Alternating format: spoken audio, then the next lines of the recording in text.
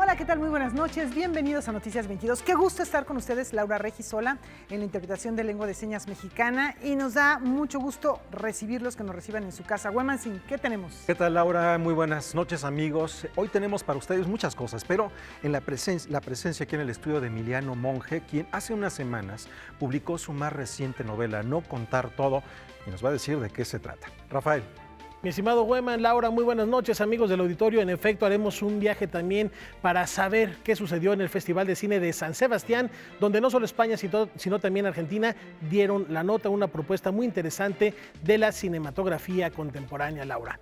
Y en la víspera del 2 de octubre del movimiento estudiantil de la matanza de la Plaza de las Tres Culturas, precisamente nos vamos a enlazar a este espacio tan simbólico para los mexicanos. Tenemos literatura, tenemos exposiciones, actividades en Casa del Lago, en fin, hay mucho que platicar en torno a esta conmemoración. Y un programa especial esta noche. Un programa especial esta noche y la noche de mañana, también aquí en Canal 22. Más adelante les daremos todos los detalles, pero sí, aquí en Noticias 22 estamos en la conmemoración por los 50 años del 2 de octubre. Quédense con nosotros. Comenzamos.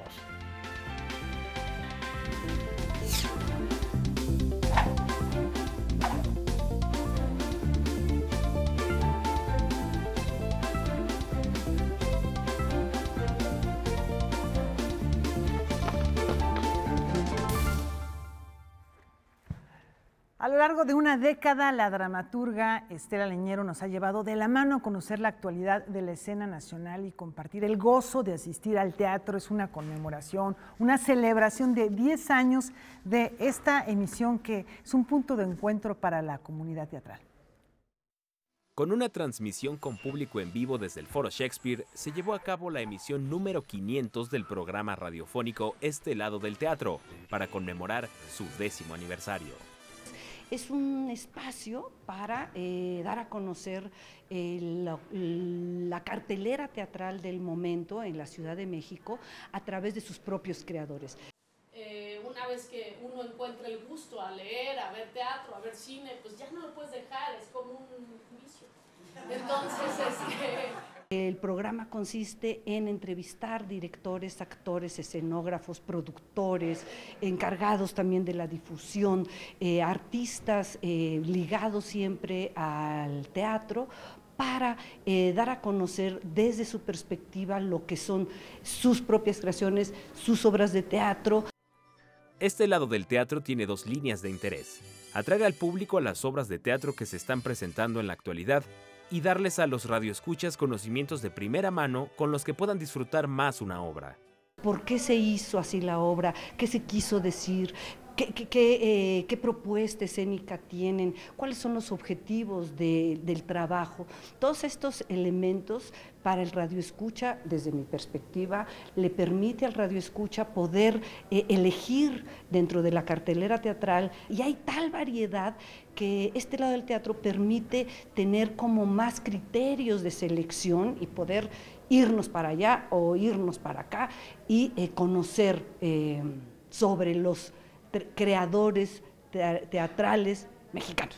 Para la ocasión, Estela Leñero invitó a Luisa Huertas, Jessica Sandoval y Cecilia Sotres para hablar de los espacios teatrales independientes. Me dio mucho gusto tener como entrevistadas a estas 3 grandes mujeres con 3 espacios muy importantes para la Ciudad de México, y tener a todos mis amigos, nuestros amigos, colegas, gente de teatro, gente interesada en la cultura que compartiera, y tener teatro lleno para festejar estas 500 transmisiones, 10 años de seguir existiendo en nuestro programa de Este Lado del Teatro.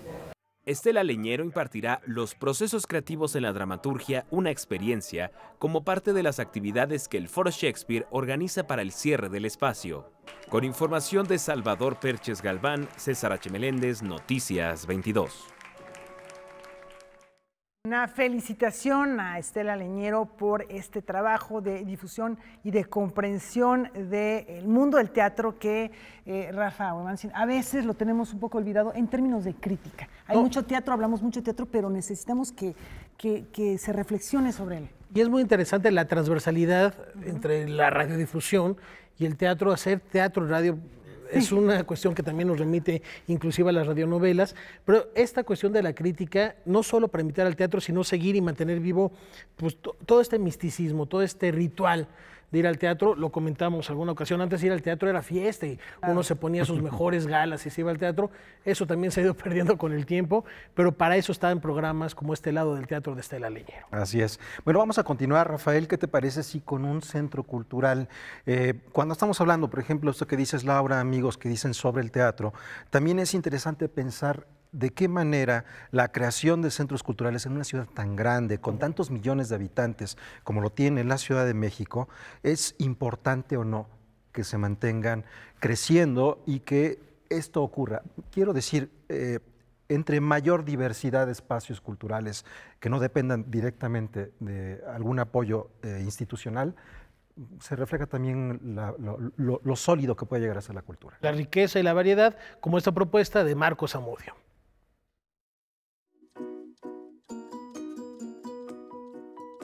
En primera instancia, la obra de arte, como dices bien, tiene que movernos, tiene que conmovernos, tiene que decirnos, o nos debe enojar. O sea, conmover para lo bueno o para lo malo, despertar algo en nosotros. El arte conceptual carece de todo eso. Y carece de espectadores y carece de mucha gente que no entiende. Puedes ver las ferias de arte contemporáneo están tiradas al arte conceptual. Los mismos museos que eran de artes plásticas están tirados al arte conceptual, las casas de culturas están llenas de basura, etcétera, etcétera. Marcos Zamudio fue convocado por 3 coleccionistas interesados en promover artistas con obra figurativa, a pesar de que esto vaya en contra de las tendencias del mercado del arte. Es así como, en una casona de la colonia Roma en la Ciudad de México, nació recientemente la galería La Silvestre Atelier. A manera de contracorriente por el arte que hay hoy, de este conceptual hipster, ya sabes, pues ellos pretenden que la galería sirva como de espacio para mostrar a varios pintores, varios escultores, que van sobre la línea que hoy está a contracorriente de lo que está en boga, ¿no? Sí tenemos la línea como en la figuración muy puesta, sin embargo no estamos negados y no estamos cerrados a las propuestas abstractas e incluso a las propuestas de instalaciones y performance. La muestra, curada por Norma Silva, con la que se inaugura la galería, integra obra de José Luis Cuevas, Javier Arévalo, Javier Avilés, Juan Reyes Haro, Guillermina Centeno y Víctor Rodríguez. Próximamente están obras desde Juan Reyes Haro, el maestro, están exposiciones del maestro Ibar Moya, está otra individual por ahí de junio de Javier Elizalde,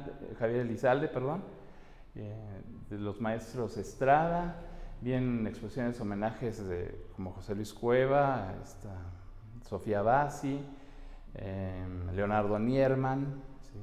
Viene una exposición de gráfica del maestro Darío Ortiz Robledo, en fin, bueno, vienen muchísimas exposiciones, ¿no? Todas mes con mes, ¿sí? Y a veces la casa reunirá 2 o 3 exposiciones, porque ya viste, es muy grande.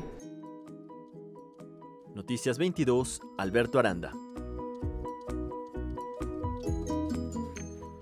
Bueno, lo que comentábamos, se necesita también tener mucho valor, hacer un trabajo muy importante de difusión para abrir nuevos espacios, que haya muy buena suerte para esta nueva galería.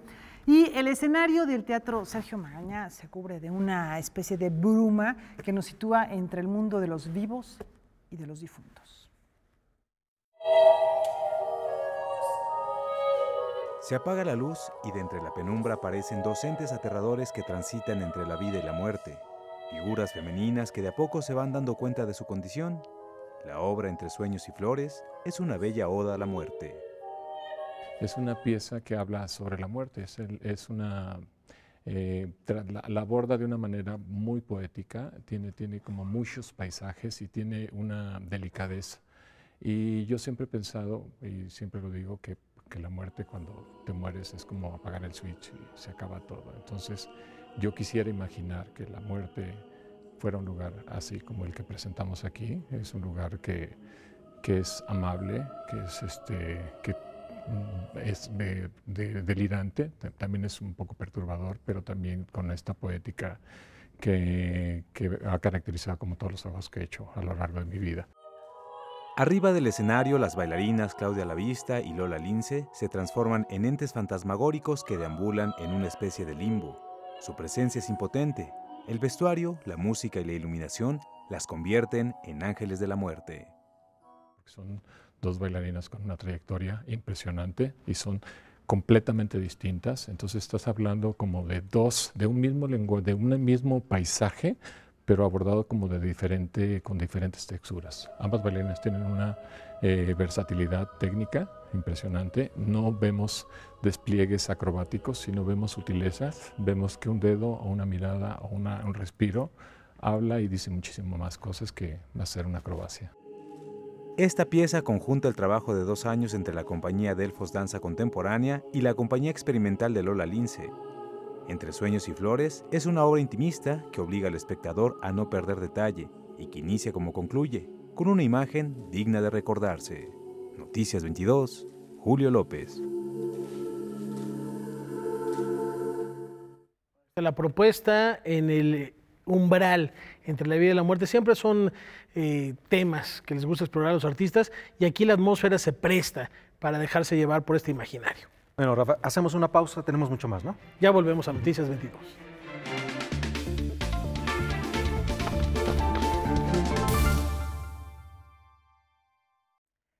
Erudita de las mitologías del mundo, Carol Miller transforma el bronce en dioses. En dioses y en felinos que se mantienen vivos gracias al relato de la humanidad. Para Carol Miller, la creatividad es inagotable. Sus viajes por el mundo y su interés por la arqueología le permiten crear cada una de sus obras, en las que imprime las coincidencias entre las diferentes culturas. Una muestra de ello puede verse en la exposición Relatos en Bronce, que exhibe el Centro Cultural Isidro Fabela, Museo Casa del Risco, y que presenta 38 piezas que la escultora realizó desde los años 60 hasta el 2018. Muchas de las piezas están inspiradas en historia, en culturas antiguas, en la mitología o la trayectoria de diferentes pueblos, culturas, lugares en el mundo, porque he viajado mucho y eso ha sido una gran inspiración. La escultura es 360 grados, se ve de todos lados, no es una apariencia de algo, es una cosa real. Entonces te lleva un poco este relato del título de la exposición a este mundo de 360 grados para incursionar un poco en el origen de los mitos, de las creencias, de las religiones, de la fe, de las contiendas entre culturas. Así lo muestra la escultura del perro Anubis, en el que la también escritora y crítica de arte nacida en California hace referencia a la cultura egipcia con la figura de un xoloescuincle, ambos caninos asociados al mundo de los muertos. La escultura es volumen, asegura Miller, y por ello el dibujo no forma parte de su proceso creativo. No utilizo modelos, todo viene de mi cabeza, de mi imaginación, de las horas que pienso sin dormir, que estoy dando vueltas en la cabeza las cosas, y así salen. Nunca he hecho un dibujo previo, es más, no sé dibujar. La gente siempre pregunta, ¿qué es el arte? Y es muy difícil explicar qué es el arte. El arte es absolutamente mágico. Nadie sabe de dónde viene la inspiración, nadie sabe por qué un artista reacciona como maneja la inspiración, cómo interpreta, y resultan cosas y casi tienen voluntad propia. Relatos en Bronce podrá visitarse hasta el 7 de octubre. Noticias 22, Karen Rivera.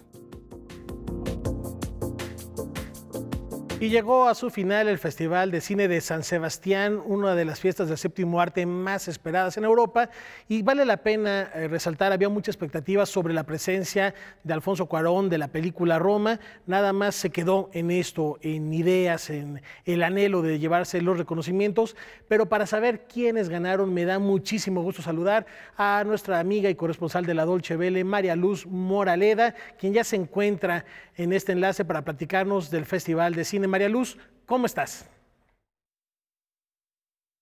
Del Canal 22, pues con ganas de contarles otra vez. Platícanos de las películas triunfadoras de este festival, María Luz. Vamos contigo. Pues entre cineastas asiáticos, producciones nacionales y óperas primas, la Concha de Oro fue para la película española Entre dos aguas, del realizador Isaki Lacuesta. La película retoma 12 años después la dura historia de dos hermanos protagonistas de otra película suya anterior, La leyenda del tiempo, bastante original. En cambio, la película más premiada fue la argentina Rojo, de Benjamín Neistat, que se llevó la Concha de Plata al mejor director y, por supuesto, a mejor actor para Darío Grandinetti, y también recibió premios del jurado a mejor fotografía. El film se ambienta en un momento previo al golpe de Estado de 1976 en Argentina. María Luz, y algo que también causa mucha expectativa en este encuentro es la presencia de estrellas de Hollywood. ¿Quiénes se dieron cita? Pues esta edición, la número 66, ha sido una de las que ha tenido más estrellas desfilando en la alfombra roja de este Hollywood. Hemos visto pasar a Ryan Gosling, a Robert Pattinson o a Juliette Binoche. Y dos grandes estrellas consagradas del cine, Judi Dench y Danny DeVito, recibieron el premio Donostia, un galardón que reconoce una larga trayectoria en el mundo del cine. Y DeVito, la verdad que destaca de su discurso ese lindo mensaje que tuvo al dedicar el premio a quienes deben reunir, dijo, el dinero para poder ir al cine. Y por su parte, el actor hollywoodiense Bradley Cooper presentó su debut en la dirección con A Star is Born, Ha nacido una estrella, una película que coprotagoniza junto, atención, a Lady Gaga, que también estuvo presente en este festival. María Luz, y ya que hablas de premios especiales, sabremos que hay uno para América Latina. Platícanos de este Horizonte Latino. Pues la mejor película latinoamericana fue también una película argentina, Familia Sumergida se llama, y es de la directora María Alché. La ópera prima de esta realizadora cuenta la historia de una mujer en duelo por la muerte de su hermana. Ella aprovechó su discurso para reivindicar más miradas femeninas y más mujeres que hagan cine en Argentina. Recordemos que este Festival de San Sebastián ya firmó su adhesión a la Carta de la Paridad, a la que se sumaron otros festivales como el de Cannes, Locarno y Venecia, para que haya igualdad de género en estos certámenes. Soy María Luz Moraleda desde DW Deutsche Welle, Berlín. Muchísimas gracias, María Luz, muy completo como siempre el reporte. Y como ven, Laura Güeman, Danny DeVito, actorazo haciendo gala de su histrionismo, recibiendo este premio Donostia y donándolo, por supuesto, para hacer más cine. Interesante porque hace mucho que no vemos a Danny DeVito. Lo vamos a ver próximamente en la película Dumbo de Tim Burton, pero hace un buen rato que no lo vemos. Cambiadito, ¿no? Un poco. Extraordinario ver lo que dijo, me parece muy importante. El cine se hace con recursos y a veces nos olvidamos, sí, con inspiración, con buenas historias, con entrega, etcétera, pero con dinero. Se necesita dinero para hacer cine. Ya que estar al pendiente de estos títulos que ganaron tanto el Horizontes Latinos como el Festival de San Sebastián, para que ojalá circulen pronto en las carteleras, si no las de comerciales y de festivales, que vienen muy importantes como el de Morelia aquí a nuestro país. Bueno, vamos del cine, pasamos a la literatura y hay una frase Una cita justamente de la autora de la que vamos a platicar. Ella dice, escribir significa para mí una necesidad. Esto es lo que sentenció la escritora tapatía Guadalupe Dueñas. El alma me olía a jardín, dulce naranjo florido. De soledad fue mi infancia. Yo no supe si me amaron, me forjé mi mundo propio. Lo hice con trozos de cuentos y el plumaje tembloroso de un ensueño de colores.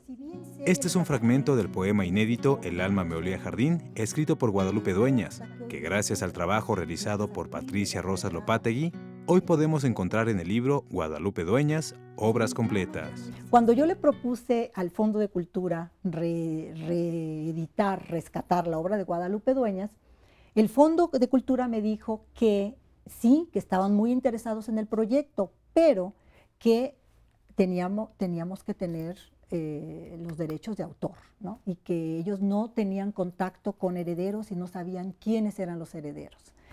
Ahí comenzó un trabajo detectivesco. Primero inició una búsqueda hemerográfica que la llevó a contactar a José Emilio Pacheco. El autor de Batallas en el Desierto le pasó el número de Fausto Vega, quien había sido mentor de Guadalupe. Este, a su vez, le pasó el número de uno de los sobrinos de la autora. Y así, después de hablar con varios familiares, por fin pudo ponerse en contacto con María de los Ángeles, la hermana menor de la escritora y heredera de los derechos de los 4 libros publicados, 5 si contamos Ratas y otros cuentos. Lo que no esperaba Patricia Rosas Lopategui es que había una gran cantidad de material inédito. Otro punto importante mencionar de este libro es que aquí aparece finalmente la novela, la única novela que escribió Guadalupe Dueñas, Memoria de una espera. Guadalupe Dueñas, Obras completas, aborda su faceta como escritora de prosa, sus trabajos como ensayista y poeta, y su breve paso por el mundo de la dramaturgia, aunque deja de lado algunos otros talentos como el de guionista de televisión. Trabajó al lado de Ernesto Alonso en Telesistema Mexicano. Ella hizo la primera telenovela color, que era una telenovela histórica, no sé si ustedes la recuerden, que se llamaba Carlota y Maximiliano, y que después se enlató, porque, como dijo Guadalupe Dueñas, yo quería hacer historia, no política. Entonces hubo ahí una serie de intereses que no convenían, digamos, a la historia oficial mexicana y la guardaron. Noticias 22, Julio López. Bueno, pues un rescate interesante poder ver las obras completas de una figura que de otra manera se podrían perder, ¿no? Ya ves, escuchamos algunos fragmentos de poemas, en fin, yo creo que la recuperación de esas historias, de esas memorias, de esas obras, resulta un trabajo valioso. Así es, y ya veíamos que parte de la obra había sido publicada en esa maravillosa colección de letras mexicanas del Fondo de Cultura Económica, que por muchos años nos reveló a esas plumas y fueron conformando una nueva idea de la literatura mexicana, más allá de ese periodo clásico posrevolucionario, al que pertenece nuestra desaparecida autora, ¿no? Ahí está, pues la invitación a acercarnos a su obra. Y cambiando de tema, mucho hemos comentado que este año, 2018, no hay Premio Nobel de Literatura por razones por demás sabidas y que se van a entregar algunos off the record y cualquier cosa a propósito de la literatura, pero los otros premios que otorga la Academia Sueca año con año ya se empezaron a repartir y hoy, por un tratamiento contra el cáncer, se da a conocer quién es el ganador en el rubro de fisiología.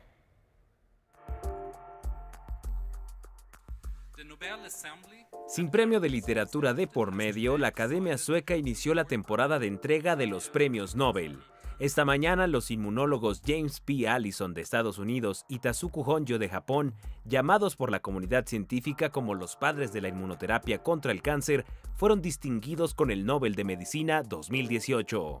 La Asamblea Nobel del Instituto Karolinska de Estocolmo los eligió por descubrir la forma de aprovechar la habilidad del sistema inmunitario para atacar las células cancerígenas, al levantar el freno de las células inmunitarias.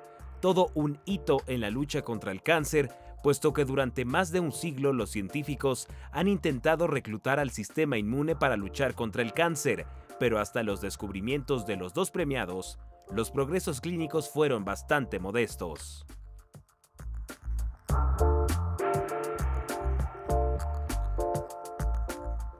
Bueno, pues ya empezaron a desfilar los premios Nobel. Así es, y enhorabuena por estos tratamientos de cáncer, porque bueno, son diferentes factores lo que influyen en que se detone el cáncer, diferentes tipos de cáncer, lo que es una realidad, y no es para hacerles mal a la noche, es que se supone que en unos 20, 30 años, 8 de cada 10 muertes serán detonadas por algún tipo de cáncer. Así que enhorabuena por esto. Al menos sí, que estas investigaciones sigan y evolucionen más rápido que este lamentable pronóstico. Una brevísima pausa, tenemos mucho más aquí en Noticias 22.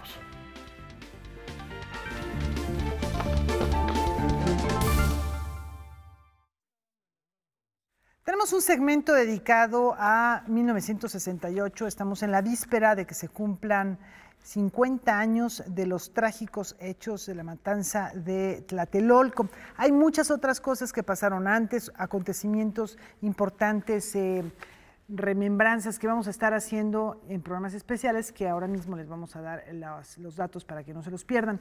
Pero bueno, comenzamos con esto, con las huellas de los sobrevivientes de esta noche, justamente del 2 de octubre del 68 en Tlatelolco. Se ha erigido un monumento a la ausencia. Mirtocleya A. González tenía 23 años cuando era estudiante de la Escuela Técnica Industrial del IPN en la carrera de Mecánica Industrial.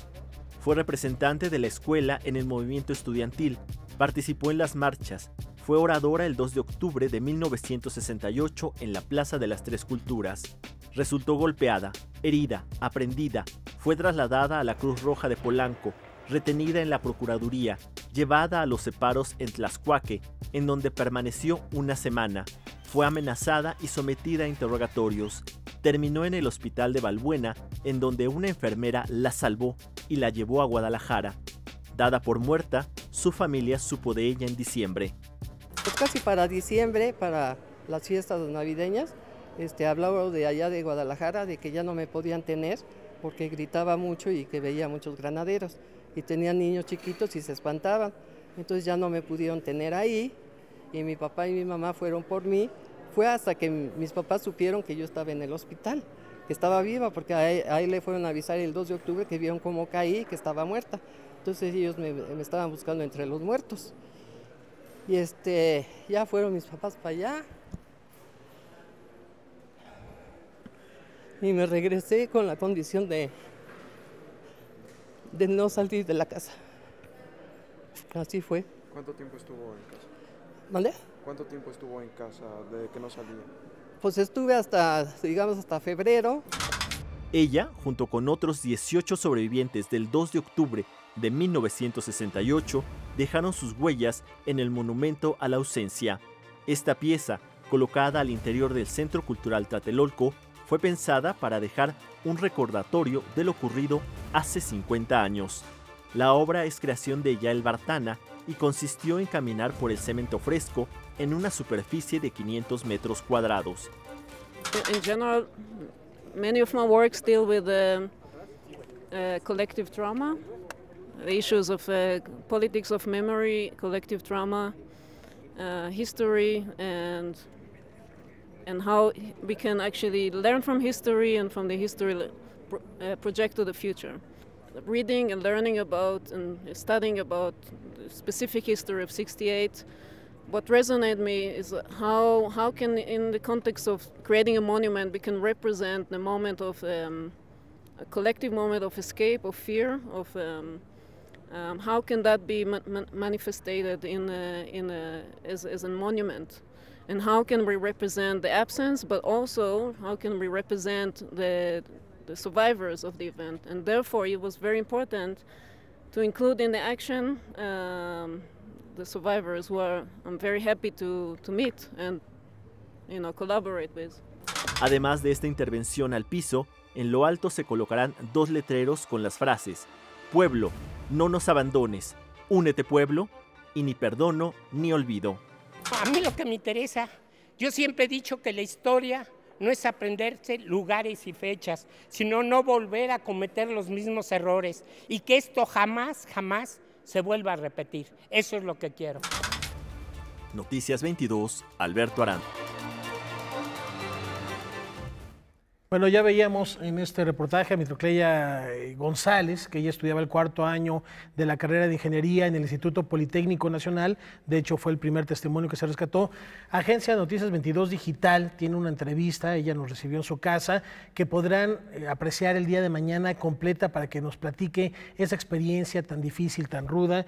Una enfermera, ya lo escuchábamos, fue la que salvó su vida cuando empezaron las detonaciones. Inclusive la habían acusado de haber perdido la razón. Estuvo internada y gracias a esta enfermera logra salvar no solo la cordura, sino también la vida y compartirnos esta historia que mañana podrán ver en noticias22.tv. Y bueno, ¿cuál es la importancia de Mirtocleya? Ella el Consejo, el Consejo Nacional de Huelga había hecho una serie de votaciones para ver quiénes iban a participar y quiénes iban a dar los mensajes en ese meeting en el piso número 3 del edificio Chihuahua en Tlatelolco ese 2 de octubre. A Mirtocleya le tocó ser la maestra de ceremonias. Ella fue la que presentó a los oradores y también de alguna manera, si bien resultó herida, eso le pudo salvar la vida. Si yo hubiera estado abajo, quién sabe qué hubiera pasado. Otra sería la historia. Conozcanla mañana en Noticias 22 Digital. Y en temas que también conciernen al 68, guiados por el historiador Alberto del Castillo, acudimos a la memoria iconográfica del 68.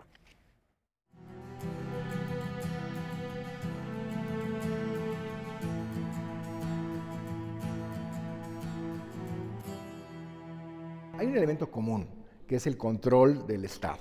El Estado no va a permitir de ninguna manera un discurso totalmente opositor, en fin. Lo permite en ciertas plumas. Está Daniel Cosío Villegas, ¿no?, en Excelsior, sobre todo el Excelsior ya de Scherer a partir de septiembre. Está Francisco Martínez de la Vega en El Día. En fin, hay como algunas plumas que sí, claramente, tienen una distancia desde el principio. Esto es a nivel de discurso escrito, digamos. A nivel de las coberturas de los fotógrafos, tenemos, en muchos de los casos aparecen las fotografías publicadas sin el crédito de los fotógrafos. Y entonces sí depende mucho de la orientación política o la orientación ideológica de cada medio. En el caso del Heraldo, por ejemplo, o del Sol de México, para citar los dos diarios así de derecha, conservadores, vinculados al discurso de los empresarios, con una carga anticomunista y muy cercanos a Díaz Ordaz. En el caso del Heraldo está Gabriel Alarcón, que hoy sabemos que hay una serie de correspondencias epistolares muy directas con Díaz Ordaz, donde hay referencias muy concretas a algunas de las fotografías. Es decir, hay un control y hay un diálogo muy directo con el gobierno para plantear ciertas cosas, ¿no? Anti-estudiantes, por supuesto. Bueno, ahí, digamos, el caso del Heraldo, tenemos este componente junto a una de las coberturas fotográficas más amplias y más diversas. Es un equipo de 10 o 12 fotógrafos, entre ellos Ismael Casasola, que logran crónicas visuales, relatos de una gran calidad fotográfica. ¿En dónde está el quid del asunto, digamos, ¿no? En los pies de foto. Son pies de foto que controlan totalmente esta lectura antiestudiantil. Ahora, cuando tú avanzas en el tiempo, lo que tienes es una cobertura de cerca de, en el caso del Heraldo, que es de las más amplias, de cerca de 600 fotografías.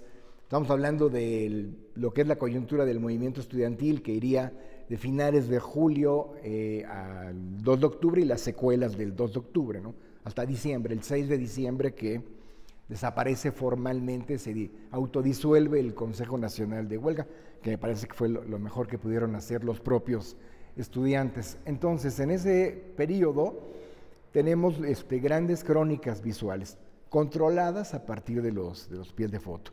Hoy, 50 años después, podemos regresar a esos relatos y encontrar, en algunos casos, reportajes fotográficos extraordinarios, que nos están dando cuenta, minuto a minuto, de las marchas, ¿no?, de la protesta estudiantil, en algunos casos incluso de las detenciones, en fin.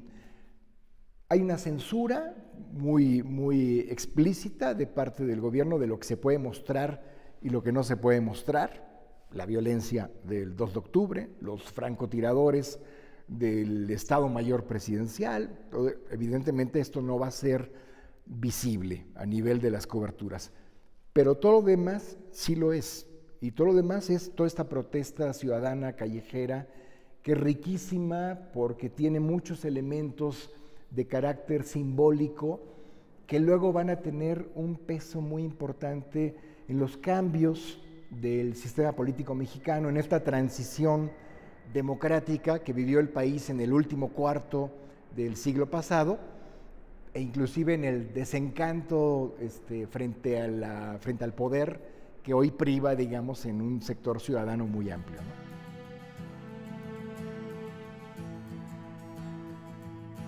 Este es el archivo personal del fotógrafo, que hoy sabemos era un fotógrafo que trabajaba directamente con Luis Echeverría. La familia, cuando muere Manuel Gutiérrez Paredes, la familia ve lo que tiene ahí con el acervo y decide ponerlo a la venta. Y yo digo que de una manera poética, como una solución poética, la primera instancia a la que acuden es a la UNAM, porque pudieron haber acudido a otras instancias. El propio Echeverría creo que felizmente lo hubiera comprado de inmediato, porque es una cobertura que al primero que compromete es al propio poder, a la gobernación y a toda esta mirada de espionaje gubernamental. Bueno, ese archivo creemos ahora que es parte de un archivo mucho mayor. Tenemos sobre todo la presencia, digamos, de las diferentes marchas multitudinarias. Tenemos una parte de lo que fue la represión del 2 de octubre. Tenemos una serie de imágenes que el propio fotógrafo decide retener, decide guardar.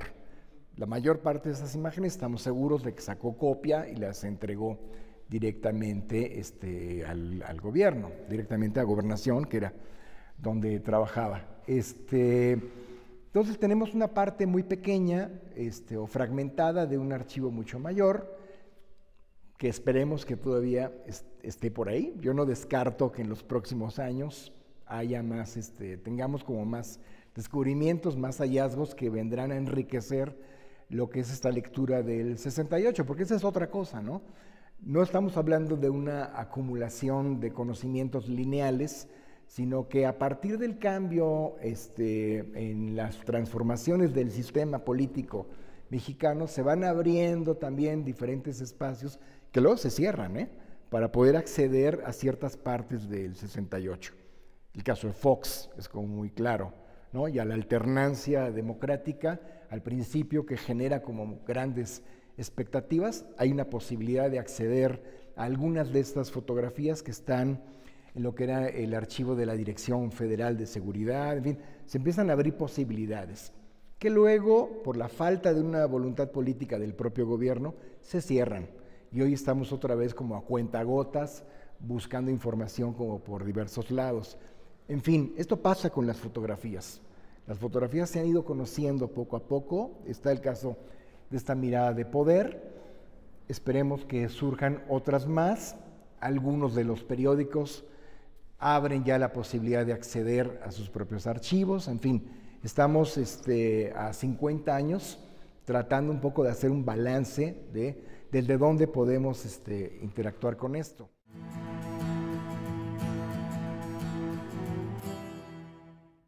Bueno, aparte de las imágenes que hay y que tenemos aquí archivos. De fondo.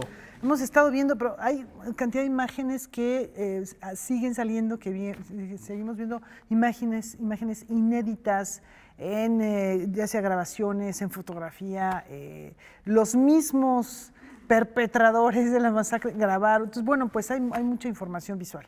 Imágenes inéditas a 50 años, sí, que apenas se están revelando ahora en 2018.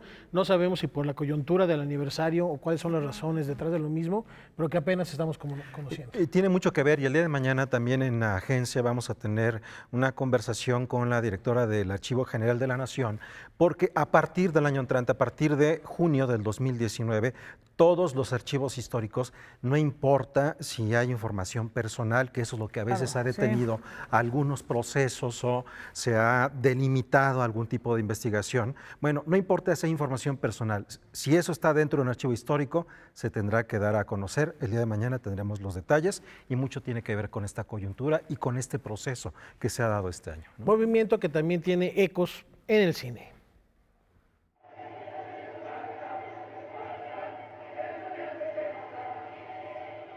Con un espectacular programa doble, ayer se llevó a cabo la clausura de la primera edición del Festival Arcadia, muestra internacional de cine recuperado y restaurado en el lugar de los hechos del 2 de octubre de 1968, la Plaza de las Tres Culturas. Estamos muy agradecidos con toda la gente que haya querido venir a acompañarnos a ver El Grito y la función especial de clausura con Olimpia. En efecto, el programa incluyó la película más antigua y memorable del 68, el documental El Grito, realizado por estudiantes del CUEC en aquel momento. Traer esta versión restaurada en alta calidad con el sonido tan limpio y transparente como lo tiene ahora nos parecía como una misión importantísima de Arcadia, es regresar el contenido simbólico a donde ese contenido simbólico pertenece.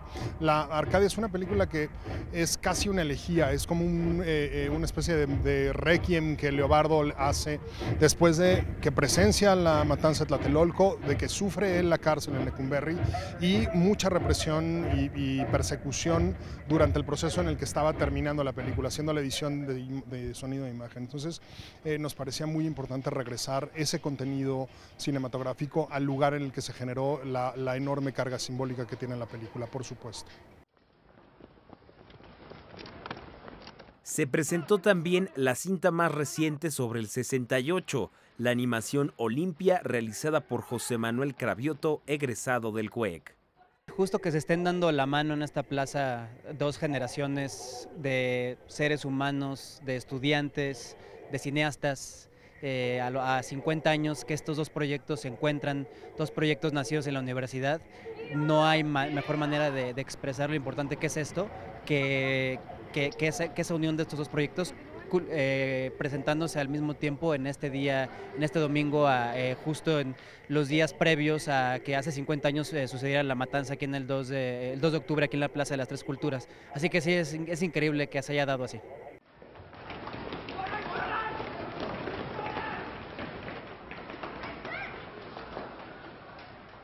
Estamos aquí todos y se siente una energía bien bonita y con todo lo que está pasando, sobre todo ahorita en México, creo que es una historia con mucha importancia y se siente el apoyo de la gente y estamos muy contentos de estar aquí también por eso.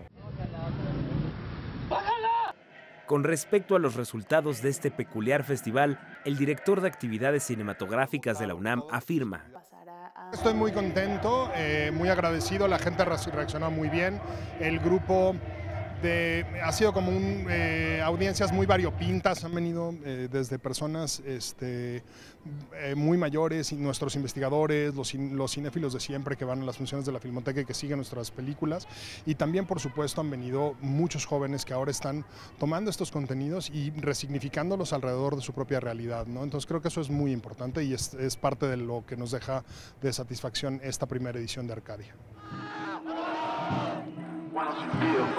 Con información de Salvador Perches Galván, César H. Meléndez, Noticias 22.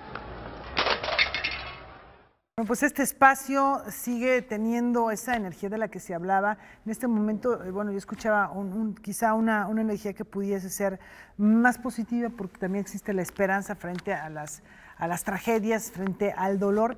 Y bueno, la Plaza de las Tres Culturas sigue siendo simbólico. Cuando hablamos de la Plaza de las Tres Culturas, ya tenemos en mente una imagen, una historia, un sentido y quizás hasta una vocación. Muchas historias. Y a propósito de la película de José Manuel Cravioto, Olimpia, que se ha estrenado en este espacio en Tlatelolco en la clausura del Festival Arcadia, esa película se va a presentar en el siguiente Festival de Cine de Morelia, es decir, dentro de unas semanas, ahí es donde tendrá o iniciará su recorrido por festivales, un trabajo que acaba de terminar José Manuel Cravioto y de lo cual también nos va a contar en los programas especiales que tenemos preparados aquí en Noticias 22, más allá de lo que estamos compartiendo con ustedes en este espacio que es Noticias 22. Hoy a las 11 de la noche, el primero de ellos, estará Laura Barrera con ustedes y mañana Laura Egomansin platicando de cine y el movimiento estudiantil de 1968.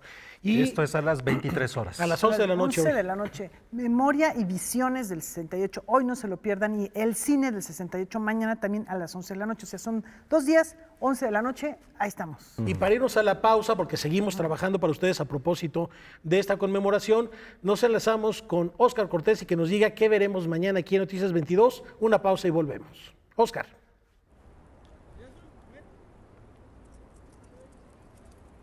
Hola, ¿qué tal? Muy buenas tardes. Pues me encuentro en el Centro Cultural Universitario Tlatelolco, en donde hace unos instantes La Universidad Nacional Autónoma de México conmemoró a las víctimas de la represión del movimiento estudiantil con la inauguración de la instalación Monumento a la Ausencia, un proyecto del artista israelí Yael Bartana, quien organizó a diferentes grupos de víctimas para dejar la impresión de 400 pares de huellas de pie en el patio del Centro Cultural Universitario, creando así un espacio de encuentro íntimo entre los desaparecidos y todo aquel que cruza el lugar como un homenaje a la memoria a sus camaradas, amigos y compañeros de clase.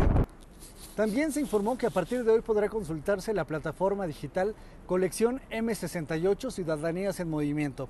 Esta plataforma digital, que tiene más de 25,000 registros y casi 100,000 objetos digitales entre documentos, fotografías, volantes y manuscritos sobre los movimientos sociales, políticos y culturales más significativos de 1968 hasta el día de hoy.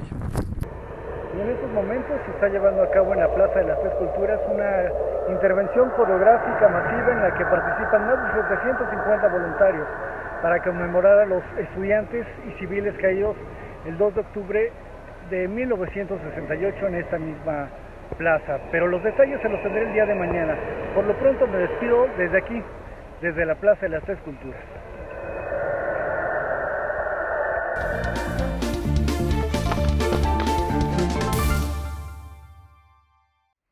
Bueno, estamos aquí en Noticias 22 y la verdad, con mucho gusto, me va a tocar conversar con Emiliano Monge a propósito de este libro, que, bueno, yo te leo hace mucho, Emiliano, pero creo que esta es la primera vez que vamos a conversar en torno a un libro. Sí. Entonces, pues va a estar, a ver qué sale, ¿no? Habíamos estado ya en un mismo noticiero, pero no nos había tocado platicar a ti y a mí. Así es.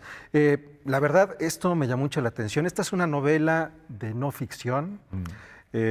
Habla de ti, como habla de tu padre, como habla de tu abuelo. Y no sé, me dio un poquito de vueltas la cabeza. Voy a comenzar por lo siguiente, Emiliano. Una vez nos saludamos en la Feria del Libro de Guadalajara, en diciembre pasado, y te comenté qué te pareció lo que dijo Emmanuel Carrer, que decía que es tu literatura una de las que conoce de México, que no conoce demasiadas, pero que a ti te ha leído.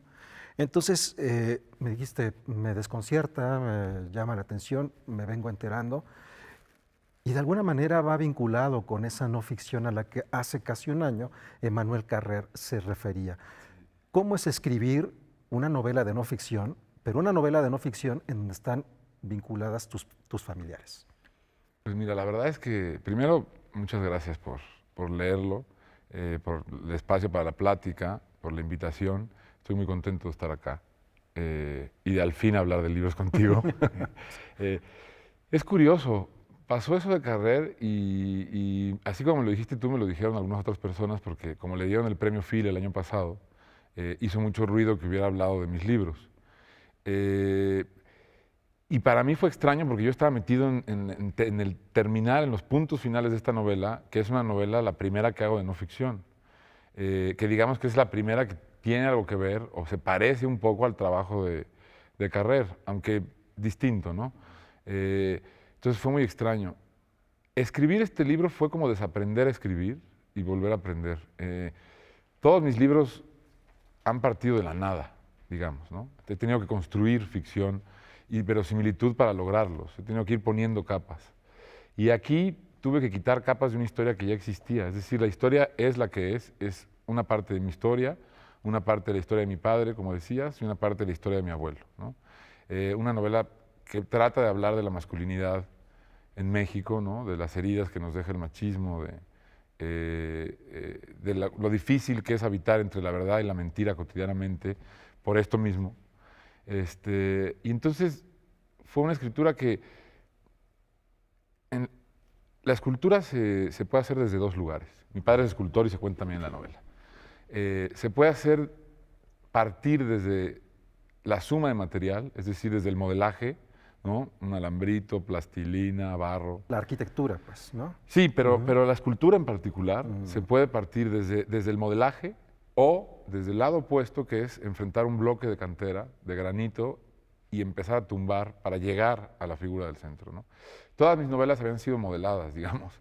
Había sido ir sumando material. Y en esta fue quitar. Eso es la primera gran diferencia. Y después, en lo emocional, pues sí, evidentemente, yo creía que no iba a jugar tanto como me acabé jugando. Ahora la terminé, está el libro saliendo, estoy haciendo la prensa y todo venía muy bien y ahora tengo titis, me van a sacar una muela, tengo gastritis, diarrea, o sea, me doblé por todos lados, pues, ¿no? Sí. Hay algo que también ha ocurrido con este libro que se ha agotado muy rápidamente desde los primeros días que se dio a conocer. ¿A qué crees que se deba? Más allá de la novela, ¿qué crees que está pasando en este momento literario en el cual te encuentras donde aparece esta novela? Mira, la verdad, me cuesta mucho, Guamán, sin pensar en el momento literario o en una carrera literaria, ¿no? Trato siempre de pensar en el libro en el que estoy. E incluso se me hace tarde para hablar de los libros que van saliendo, porque ya estoy siempre tratando de estar en un proyecto que me sostenga, porque me sostiene mucho la escritura en muchos aspectos. Mucho más que la publicación o que los libros que he hecho, ¿no? ¿A qué lo atribuyo? Yo creo que a que es una novela que, aunque habla de una familia en particular, que es la mía, mi abuelo se hizo el muerto, mi padre nos abandonó, yo también en un momento huí, a pesar de que habla de una historia que pudiera ser muy particular, habla también de una forma de ser de la familia mexicana, ¿no? Y yo creo que el asunto nos estamos dando cuenta como sociedad, ahora que se habla tanto por fin del machismo, que las relaciones paternofiliales y las relaciones entre los hijos y los padres y los hijos y los abuelos están mal hace mucho tiempo en México. Y eso, que es la primera unidad de la comunidad y de la sociedad, si partimos mal de ahí, pues lo demás va a estar en cascada mal. Y eso quiere decir que los problemas de mi familia son los de muchas familias mexicanas. Entonces creo que hay una identificación por ahí, podría ser, pero esto te lo digo suponiendo completamente. Puede ser que haya una explicación completamente distinta y puede ser tan absurda como que la portada le gusta a la gente, ¿no? Así es, así es. Entonces es complicado. También creo que sí hay un punto en el que la literatura mexicana cada tanto tiempo las literaturas nacionales se consolidan y después entran en un periodo de letargo y después vuelven a subir el camino hacia la consolidación.